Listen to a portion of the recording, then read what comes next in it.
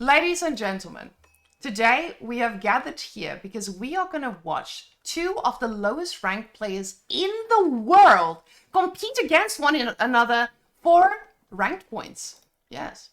So I'm trying to find some Chad who's actively playing in bronze. 220 ELO? Don't you get 200 for just signing your name? Yeah, but then you can lose it afterwards. Okay, this guy is... Oh, he plays Ottomans. Oh, hello there, sir. And his games aren't that long. Let's see if the man... Whoa. Look at this fourth game 11 hours ago. Look at the ELO ratings for both these players. Oh, no.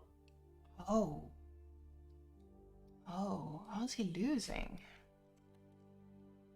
Well, I mean, he must find a way. Oh, it's not 4-0, it's 440. What the fuck? Yeah. Whoa. He's French. At a 9% win rate. Whoa, let me find this rate. guy. I need to know him. That's also my alt. You know, he just doesn't want us to know his strategies. He's in a game right now. Charlie Monica. Wait. Are we gonna find this one? Give me a second. What? How many bets do you have that they're not on water at all? Are you? I would literally bet my salary. There's no way. They see water and they're like, bro, I don't know how to fucking swim. I'm not doing that. Is this is the one? Oh my god, we found it. Okay, guys. Ottomans versus Ottomans, boys. Okay. So, ladies and gentlemen, let me just get rid of my camera being in the corner here so we can see all the important information. But I am going to leave you guys with a vision of my leg and my dog in the background. There you go. So, ladies and gentlemen, today we have gathered here because we are going to watch two of the lowest ranked players in the world compete against one another for ranked points. Yes. Yeah, these ranked points for both of these players, much sought after, Whamenqt, because there's not many to go around. Taurus with an elo of hovering in the double digits. We saw an elo of him in the 50s, and Charlie Morningstar looks like he was about 100 and some change. Now, picks. If we're looking at you beat an observer, I'm gonna get a fucking migraine. You're going all over the place. There's so much to see though. Okay, sorry. Well, let's continue. Let's dissect these bases one at a time. Okay. So looking at Charlie Morningstar, obviously he's doing a good job getting the sheep right next to his town center. Picks a lumber camp on the northern side. Now it's nice because it's a lumber camp betwixt two wood patches. And you can see here, this is a very Tetris style lumber camp, right? So you got to get some of that wood on the right side. Then let's turn our heads a little bit. You get a little wood over there on that left side. Wow. Right?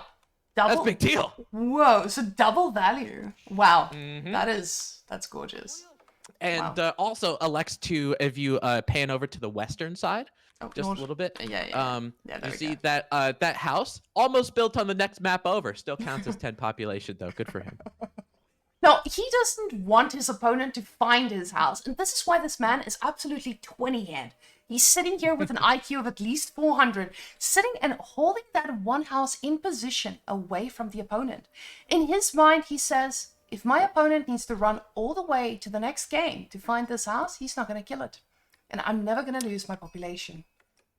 Now, Taurus, on the other hand, this man is cooking. He has seen a building or two from Ottomans. He's noticed that I should open with military school, but however, he puts this over producing villagers. He's decided that I'm just going to start out with my 8 villagers, and I'm going to call it a day. I do not need more. Actually, he does change his mind. He says, you know, let's go for an even number. He goes for a solid 10 total villagers because, you know, what more could you need? Right now, he's making sure that he gets enough wood for a specific building. But honestly, he's spreading his resources very interestingly. He's already got enough gold to go up to feudal. He's getting a little bit of food at a time. He has delivered some healthy sheep to his base. Well, our blue man is starving at the moment. The villagers are about to tap out on that sheep. Okay, they do have another sheep a little bit further away. And he does go for an interesting patch of fish with a mill right next to it. And just like his previous placement, I assume he's putting it there so that he can reach the other sides as well. Genius play from this man. Yeah, I mean, he knows he must know anyway, that shoreline fish have the quickest food gather rate, right? So putting one villager here just means you're going to get that much more food than your opponent. Taurus on the other side, going for, so usually in an Ottoman mirror or any mirror, you're thinking about what play is deviating from the opposite player, because then it doesn't become a mirror anymore. And every play that you do that's different from your opponent gets magnified. Taurus, as you can see here, he's going with the vegan Ottoman build. You saw he went for the berries over there on the eastern side before taking the sheep. So hopefully all of the vegetarians can appreciate and root for Taurus, getting a decent amount of gold too, because he's thinking once he gets up to feudal age, he'll have enough gold to click that castle age button almost immediately. That's 5 head. Oh my God, there's a dock. Holy shit! I would have lost so much money. I think you did commit your salary to this though. So Tim, unfortunately, no, nobody heard that. Nobody clip it. I don't want to hear it. So the man does go very far ahead of the meta. He doesn't just go for food, for berries, vegetarian. He's also putting in a little bit of pescatarian diet in there. He realizes, I don't want to eat all that sheep. He does want to keep most of them alive because, you know, healthy economy, the world, saving the earth and all that. But he decides to go for a dock. However, this dock does not function as a normal dock because why, Tim? Well, it seems as though he's sticking with the vegan build and going for the berries with his dock. Yeah. And no fishing boats are made currently. Well, it was because of his interesting decision to not go for wood. So the man goes for a little bit of this, little bit of that. We're 5 minutes into the game. Neither of these players are even looking at aging up. They're just enjoying their time, you know? They're living their best life. And I'm going to speed this one up. Otherwise, we are going to be here for 3.5 hours. So Charlie, though, he doesn't go for the military school. He doesn't want to follow the meta. He goes for barracks and 2 more houses on the back of the map. He says, opponent, you are never getting to my economy. Yeah. Yeah, and these houses, I mean, now that he puts them on the border of the map, this is something, I'm going to be honest with you, this is common. In low elos like this is actually really common. And this is one of those, oh, sweet Jesus, 4 villagers, I think. No, 3. Ended up going down because of the spearmen. Taurus decided to use a military school. He hit the books for a couple minutes, right? Charlie Morningstar's like, yeah, I don't fucking study. And he just went for that barracks instead. And it looks like those villagers aren't even getting garrison. It looks like another one might go down because no garrison out of them. That's number 5 total. But Taurus on the other side, you can see the economic count, 18 to 17. He's added 1 fishing boat. Idle time. He killed 5 villagers on the opposite side. And Charlie Morningstar still has an eco advantage. And Charlie Morningstar is just allowing his villagers to mourn this loss, though. And that's what I really appreciate about this player. He's revolutionary. He makes his houses on the side. Once they're done building, he just lets them, you know? This guy, he worked enough. Let him chill. These guys, they were mourning the loss of their fellow villagers. And just like that, both of these players are aging up at exactly the right time. Or at the same time, not the right time. Definitely not the right time. When they decide it's the right time, that's the right time. And Charlie Morningstar just going for a little bit more of an advanced play here. He says, fuck the vegetarians. I'm going to go for deer. And I'm even going to make my villagers work for the deer. They're not going to get a mill. I'm not going to let them drop it off. I'm going to let them work for it. They're hunters. You know, I'll tell you what, Whamenqt, as a medical professional, what I will say is that exercise is good for you. Wow. It's good for you. It really increases your endorphins. Wow. It's really good for your cardiovascular system. Okay, so getting these villagers walking into a different area code to deposit those deer, really good for the morale. And because you built those houses on the side, he had 1 or 2 of those villagers sitting around the house, just making sure he was able to build it, you know, all that kind of stuff. The morale of this side of the Ottoman Empire, sky high. And just keep in mind, he also got wheelbarrows. So when you give your villagers a wheelbarrow, they can just go so much faster. And that's exactly what this guy is doing. He's like, I don't need no mill. I got the fancy shoes and I got my barrow. I'm carrying these things at the speed of light. But Taurus is revolutionizing water at the moment. He does have double dock, not producing from both, 1 at a time, of course, because we need to have a dock for safety. And he is getting them rallied over each to their side. So he's trying to make sure that his fishing boats each have a dock that they can go to. And this is just so nice of him. I mean, look at Charlie Morningstar. He still keeps going for the fish. He's showing us he doesn't care about animals. He's just... This is not even a sustainable resource. This is shoreline fish. At least Taurus, our resident vegetarian / pescatarian / tried sheep ones, he's at least going for deep sea fish, which is a sustainable resource and won't hurt our ecosystem. Yeah, and honestly, I'm impressed out of both of these players. As you know, you talked about the dock and the shoreline fish. The fact that even though one might be doing it a little bit more optimally, like you said before with the dock, with the fishing boats and stuff, they're sprawling out here.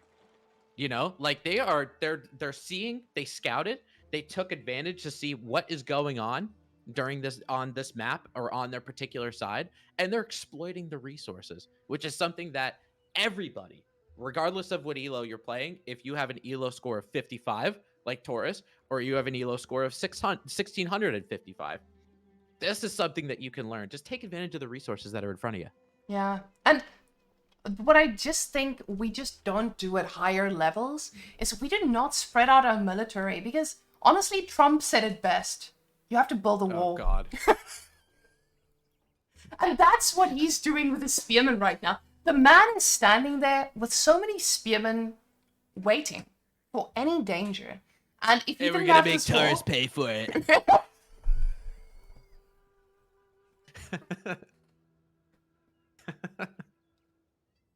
Woo! Okay, that was fucking funny. I'll give you that. No. Every American has their own Trump impression. Come on now. Do you have any other one-liners for us? That's all I got. I wish China was in this game, because I'd come up with some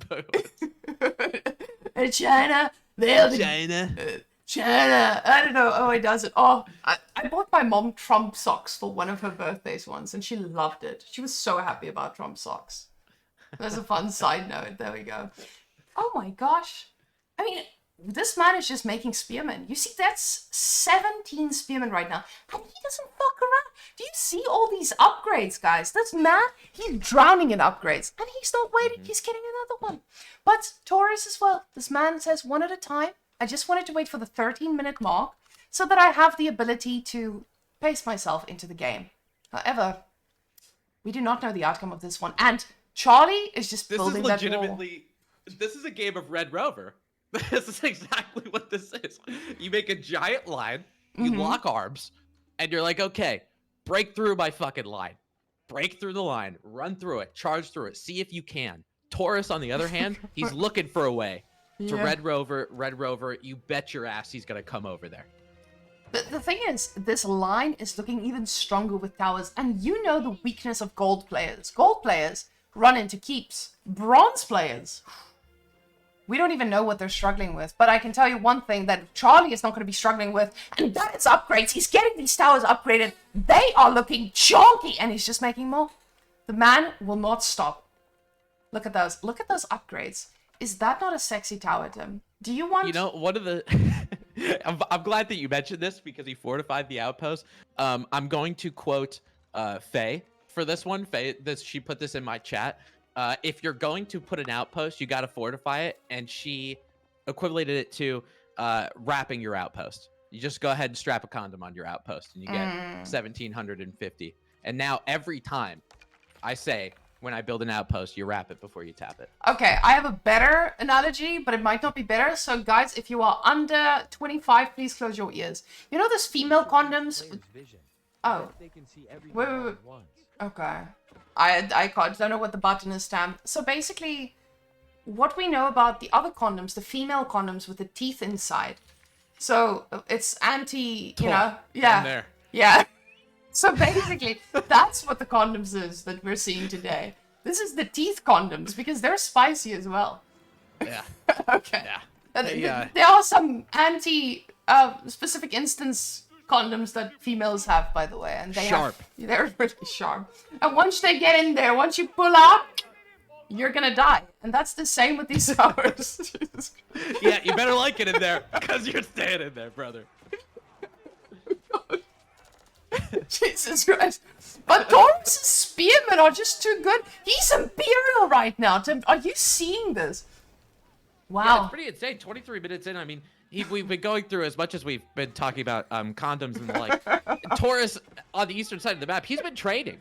You know, he's got a bunch of traders. He's getting a neutral trade post. Charlie Morningstar just finally starting to use his spearmen to try to take him down, but spearmen aren't that quick, right? So some of these traders are still going to be able to get at first deposit. Decent amount of gold. Looks like 20 gold. Raid going on the southern or western side, I should say, of Taurus's base. 15 total villagers. But he's Imperial Age with a lot of resources, and most of his economy is actually on water now. So it's not something that Taurus has, or Morningstar, excuse me, he's not going to be able to do any more raiding because there's nothing left to raid on his side. That's the real 5-ed. If you want to get out of bronze, make sure that your opponent just can't raid you. He can build his sweet little towers at the front. But honestly, the teeth weren't good enough. If you're going against men-at-arms, elite men-at-arms at that, you need a better upgrade than those little arrows. Yeah, I will say, because I see Simon in chat saying this. The one civ, I could probably think of a couple, but one of the civs that really don't need villagers are the Ottomans because they just make units for free. And you can see the military count now. It's 59 to 20. 59 to 20. And he's on 7 villagers. He's going to continue to make some of these units. He has a lot of gold as stockpile. And then the only other economic units that he has are fishing boats. So he's going to be able to get the food. I think both of them, both of them go for the observatory? Oh my god, there's a landmark snipe. What's happening? He's just going straight for that TC. And he's bringing the villagers to watch. You can't let someone watch your empire burn down. At least save the villagers, but he doesn't care. He's just using his janissaries. And honestly, the only person with something to lose is Charlie. Charlie is the only man who has anything to lose at this point.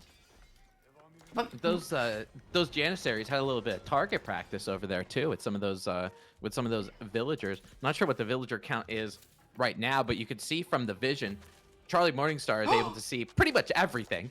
You know, he's getting some springled towers. He's continuing to raid. Men-at-arms are trying to come out. Villager count now, as Charlie Morningstar was in the 40s, I think. Now it's 20 to 14. There are barely any villagers on this map.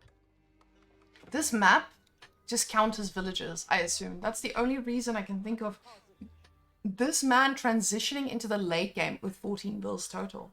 I mean, I'm honestly surprised that we haven't seen this in pro play. Because there's no way that you can do damage to your opponent if they don't have any villagers. What are you going to do? Are you going to kill their buildings with janissaries? Please, janissaries don't hit hard. But Taurus has all these free units just pumping out of his military schools. He knows the build. He doesn't know about the villagers, but he knows about the build. Oh. Honestly, I think Taurus is going to win this game. He takes down the first town center, like anything was getting made out of it anyway. But the town center, the observatory is going to go down. The twin minarets right next to it. He knows that a landmark victory is a win condition for him. That's exactly what he targeted. Before you know it, before I can even finish this sentence, the game's over. That was a distraction. Oh my god. 7 villagers. 7. 7.